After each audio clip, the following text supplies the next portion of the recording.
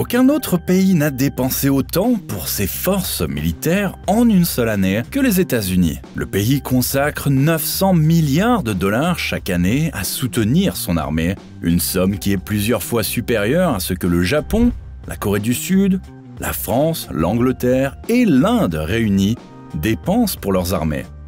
Même si l'on prend en compte les dépenses importantes des puissances militaires comme la Chine et la Russie, leur budget combiné n'atteigne pas 900 milliards de dollars. L'Amérique est donc en tête du monde, du moins sur le plan financier. Lorsqu'il s'agit de soutenir son armée, le pays est exposé à d'énormes menaces avec des ennemis comme l'Iran et la Corée du Nord. Des puissances mondiales telles que la Chine et la Russie entrent en conflit indirect et répété avec les États-Unis, et dans le monde entier, des groupes ou des États entiers cherchent à lui nuire. Aujourd'hui, nous voulons aborder la question suivante. Que se passerait-il si quelqu'un attaquait les États-Unis?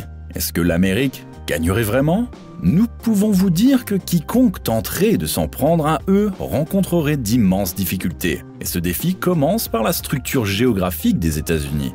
Géographiquement, ils sont presque parfaitement positionnés contre toute conquête. Leur territoire s'étend sur tout le continent, de l'Atlantique au Pacifique, et tout adversaire devrait traverser laborieusement ces deux océans, tandis que l'Amérique pourrait tranquillement préparer ses défenses.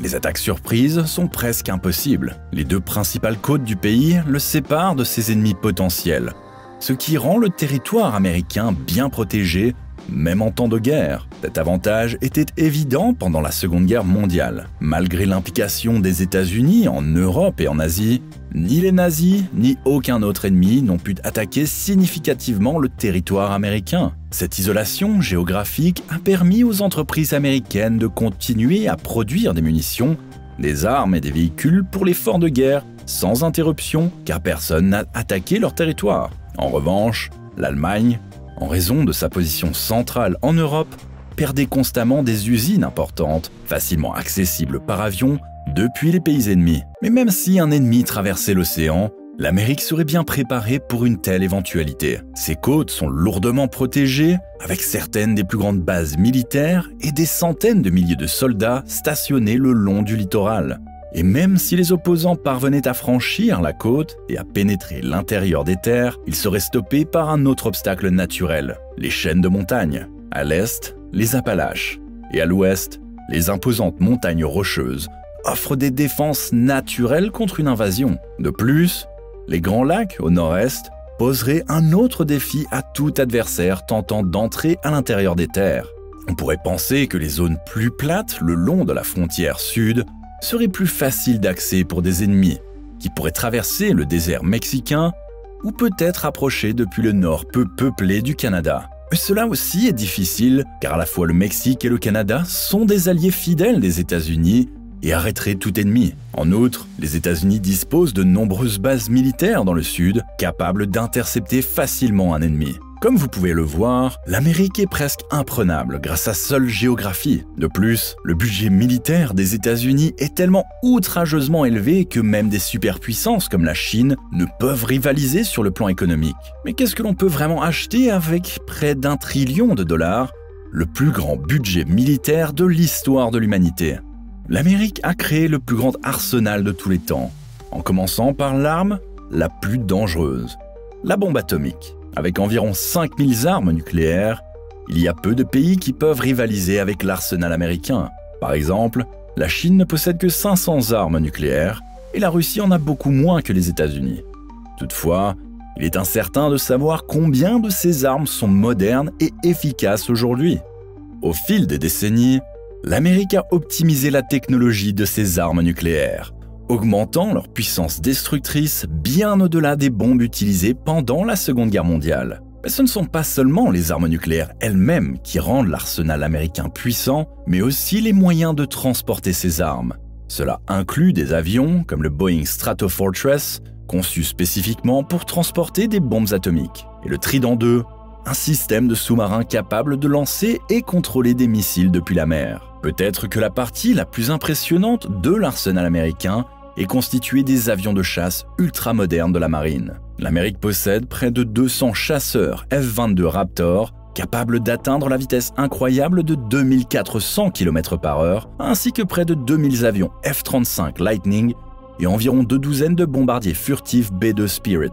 Cependant, le nombre de chasseurs et d'avions est petit comparé à l'arsenal américain d'avions sans pilote. Les États-Unis possèdent 20 000 drones de combat, dont le sophistiqué MQ-9 Reaper, l'un des plus avancés existants. Cela ne représente qu'une petite fraction du total de l'arsenal américain. Le pays dispose également du système de défense antimissile le plus avancé au monde, de capacités spatiales et d'une force navale inégalée avec ses porte-avions.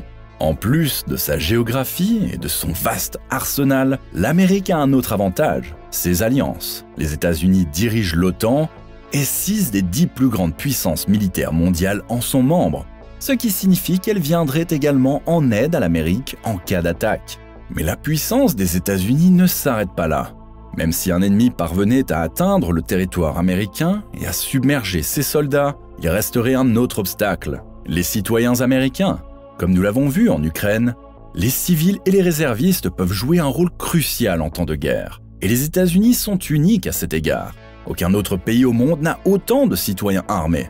Aux États-Unis, des armes comme l'AR-15 sont populaires parmi les citoyens et les Américains ont une grande volonté de se défendre, surtout en cas d'attaque contre leur pays.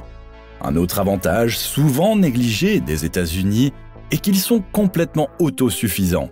Une grande partie du territoire est consacrée à l'agriculture et l'Amérique pourrait nourrir 1 milliard de personnes avec ses vastes terres agricoles. En temps de guerre, les États-Unis seraient également bien approvisionnés en énergie. Le pays dispose de vastes réserves de pétrole et de gaz naturel, en particulier dans certaines régions du Texas. Les États-Unis possèdent environ 44 milliards de barils de réserves de pétrole brut et près de 12 trillions de mètres cubes de réserves de gaz naturel. De plus, ils disposent d'immenses réserves de charbon et d'autres ressources naturelles qui leur permettraient d'être totalement autosuffisants en énergie. Cependant, l'Amérique a une grande vulnérabilité, un manque de terres rares, nécessaires à la production de puces électroniques. Les usines de puces les plus avancées se trouvent en Asie et non aux États-Unis, ce qui pourrait poser problème à l'avenir. Néanmoins, y a-t-il vraiment un pays qui oserait s'attaquer aux États-Unis? Fait intéressant, le gouvernement américain a récemment déclaré que la Chine était son principal concurrent stratégique, bien qu'elle ne représente pas une menace directe. La Russie, quant à elle, est actuellement dépassée par son engagement en Ukraine et montre des signes de faiblesse par rapport à ce que l'on pensait. Un véritable danger pour les États-Unis pourrait probablement venir d'une alliance de pays ayant une hostilité commune envers l'Amérique. Des petits pays comme la Corée du Nord et l'Iran déclarent régulièrement leur intention d'attaquer l'Amérique et l'Occident. La Corée du Nord a même récemment affirmé que ses missiles peuvent désormais atteindre le territoire américain, tandis que l'Iran est sur le point d'achever sa première bombe nucléaire. Cependant, aucun de ces pays, même en alliance avec la Russie, ne constitue une menace réaliste pour la conquête du territoire américain. Mais qu'en pensez-vous ? La Chine ou la Russie pourront-elles un jour rattraper la puissance militaire des États-Unis? Quelle est votre opinion sur les États-Unis et leurs forces armées? Faites-le nous savoir dans les commentaires et à la prochaine fois ici sur Moins Savoir.